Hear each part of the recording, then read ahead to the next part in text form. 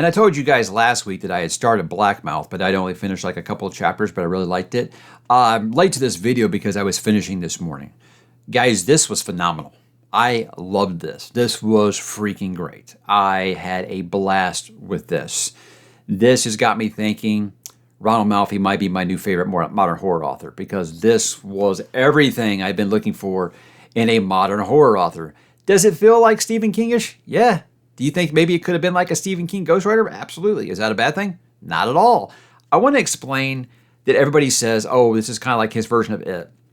What I'll say is no, it is not like It. But I'll say that readers that liked It will really like this book, I think. He does that thing that only King seems to be really good at doing. One, writing how kids talk to each other. He does a pretty good job of that. But also seamlessly kind of going back and forth between when they were kids and now they're adults. Going back and forth with that without ever seeming rushed or just for, to get them out of a situation that they're in as adults, something like that. It never does that. And I think it does it in a way that's mysterious, and that's what I like, is you keep hearing about this thing that happened to them when they were kids, and you don't really exactly know what it is. So I say about the 35, 40% mark of the book is when you actually decide or actually get to figure out what it is that they did and decide if you think it's too far or not. So it's something that's really, really awful. And it's not until like the closing chapters that you find out it's even worse. But with this, man, I love that so much. Just wanting to know what happened to these guys when they were kids, what made them like they are. And then just the mystery of this magician character trying to figure out, is he still alive? Was he real? Was he human? Was it supernatural? Was it just when you're 11 years old, you see things different than you're not? It asks all the right questions. That's the kind of stuff I love in my coming of age supernatural horror book. This is everything I've been looking for in modern horror, man. I don't know why this has been so hard to figure out. It's got those great character moments. It's got the great coming of age stuff. And it has those scary moments that when they happen, they're like, oh man, you just kind of want to just kind of hold your hand up. It's not like, again, I always tell you, and I know I sound like a broken record here, you get a certain age, it feels like a book can't scare you. That's the kind of horror I want. I want that I can see this scary thing coming at me. There's nothing I can do to stop it. He does this really, really good. I am super impressed with this. This guy is going to be an automatic horror read for me going forward. Now, here's what I will say. I never feel like you have to tear something else down to build up something that you love. But since these are the two most recommended horror authors that I get, and of the two most recent horror authors that I read, Grady Hendrix and Ronald Malfi, I think that Ronald Malfi is much more the style of horror that I'm looking for. And as I've only read two of his books. I liked Come With Me, I didn't love it. I thought that Come With Me had a great premise, but it was a little bit more of a crime, cold case kind of novel, and it kind of tried to throw in some supernatural things at the end, and it kind of just, it felt forced to me. But with this, I have way more confidence now that this is the type of horror that I want. I don't want axe grinding. I don't want nostalgia for the 70s, 80s, and 90s. I mean, guys, I have nostalgia for those things. I don't need a book. I don't need Ready Player One in every horror book that I read. So it's one of those where I'm not saying that Grady Hendrix is bad. Not at all. I've enjoyed for the most part, the books of his that I've read.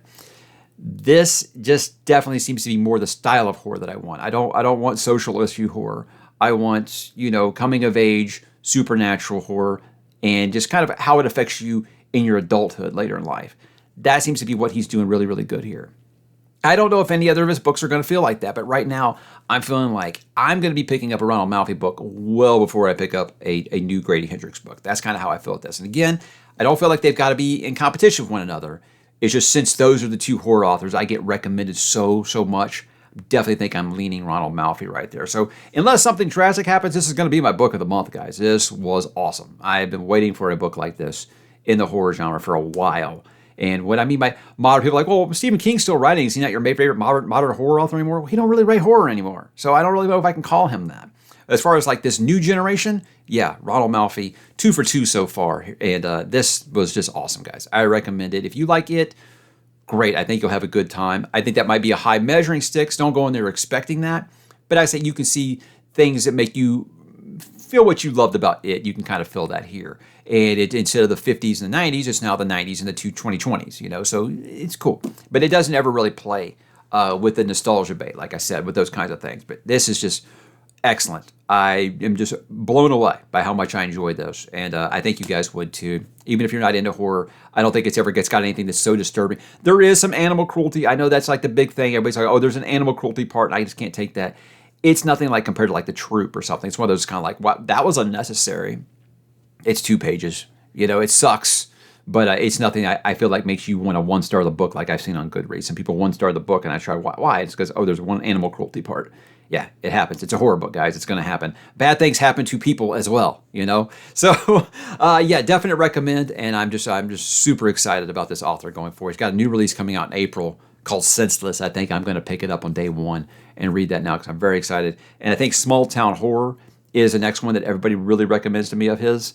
Definitely will be picking that up. So, very excited about my future in reading of Ronald Malfi.